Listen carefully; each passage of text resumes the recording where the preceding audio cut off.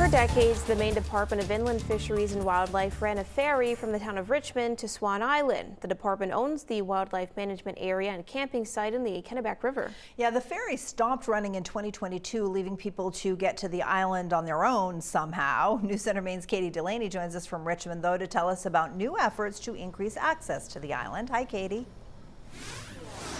Hi, Sharon and Leanne. There's a recently passed Maine law to create a working group to study restoring public transportation to Swan Island with IF&W, local advocates, and town officials. But in the meantime this summer, there's a local man stepping up to bridge the gap, launching right here from the docks of Richmond. It just disappeared for the community. The public ferry that brought people to Swan Island for 60 years to check out campgrounds, hiking trails, wildlife, and historical sites missed by many in the community.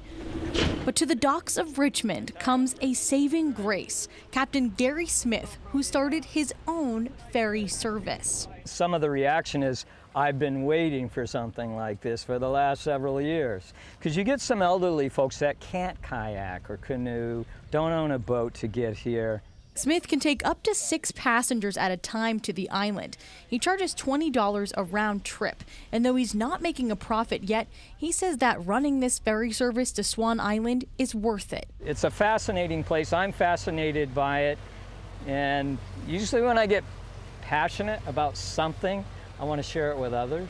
The members of the recently formed working group to make a plan for the future of transportation to Swan Island are happy that Smith has launched a ferry, including the Maine Department of Inland Fisheries and Wildlife, which ran the previous one. We're definitely, excited that that service is available this summer. The Friends of Swan Island, a nonprofit working to improve access to the island, says that though it's grateful for Smith's new ferry, this is really a Band-Aid in the whole solution for the island. We really need to have a public transportation. The group would like to see a public ferry that can take more passengers like school groups to the island. IF&W, though, is not interested in starting its own ferry again, saying it would be too costly. Our resources and our staffing are best put towards the wildlife habitat management that we do on the island. As for Smith, whether it's his service or another, he just wants people to be able to continue enjoying all the island has to offer. The history, its beauty.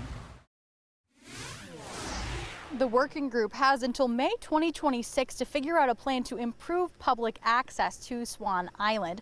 But before that's in place, you can book a ride to the island on Smith's website at swanislandferry.com. He runs trips Friday to Sunday. Live in Richmond, Katie Delaney, News Center, Maine.